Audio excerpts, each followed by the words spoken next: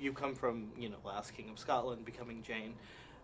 How badly did they have to say, hey, do you want to do a film with Angelina Jolie where you get to shoot a bunch of guns? Well, when I got cast in this film, it was only me, so I didn't know Angelina was going to do it, and I didn't know Morgan or Terence Stamp or Mark Warren or anybody was going to, or Common.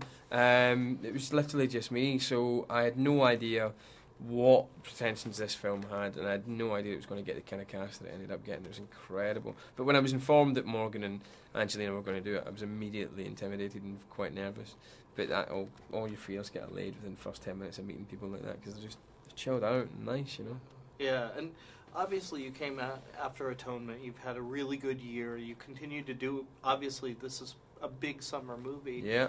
What were the challenges for you? See, it's a very physical role. Incredibly physical. I mean, that was probably the biggest challenge for me, because I'm not, I play a lot of football and stuff, but I don't go down the gym, I don't muscle up regularly, I'm not incredibly fit.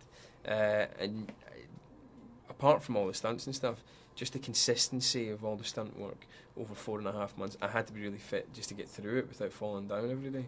So that was the biggest challenge, just doing it for 4.5 months relentlessly. I was absolutely done in by the end of this film. Yeah, you like that whole scene with you on the chair just getting the shit beat out of you. Yeah, and that's like, it's not that hard to get punched in the face, but you maybe do that scene 15 times and you're going like that the entire time. The next day, your shoulders are just like, ah! But you've got to do an action scene, and you're like, oh, come on then, let's see what we can do. So every day was just an exercise in managing the aches and pains and the bruises and the sprains, In comparison to a film like Atonement, do you feel that this was a good move? Were you just looking to do an action film? No, I wasn't looking to do anything. I mean, I had to audition to get this film, so it's not like I went out there going, Wanted's the next thing for me. That's next year, you'll get that opportunity. Well, who knows.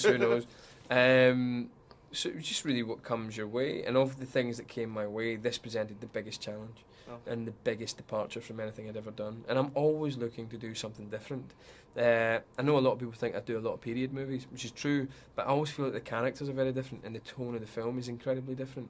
And this satisfied that criteria like exceptionally. And gave me such an opportunity to look at new things, explore new things, and also play someone from somewhere else and not always an Englishman, which I play a lot of. Yeah. So it was different. Did you had you read the comic books at all, or have you read them since? Yeah, no, totally. I after reading the script, they sent me the graphic novel, and I had a look at that, and I was kind of completely blown away by it because it's in your face, The script was very in your face, but the graphic novel even more so. And I found it very useful for the beginning, certainly, of the story, when the two texts share a lot in common, but then they go off on such a tangent. It was eventually, as the story for the film progressed, it became useful just to kind of like create your own stuff,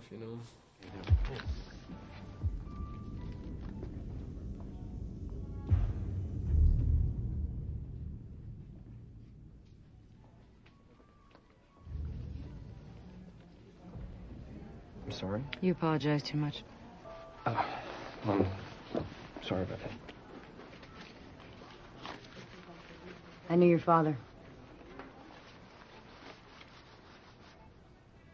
My father left the week I was born, so... Your father died yesterday on the rooftop of the Metropolitan Building. Sorry. Look, the liquor aisle's just over there, so if you want to Your father was one of the greatest assassins who ever lived. The man who killed him is behind you.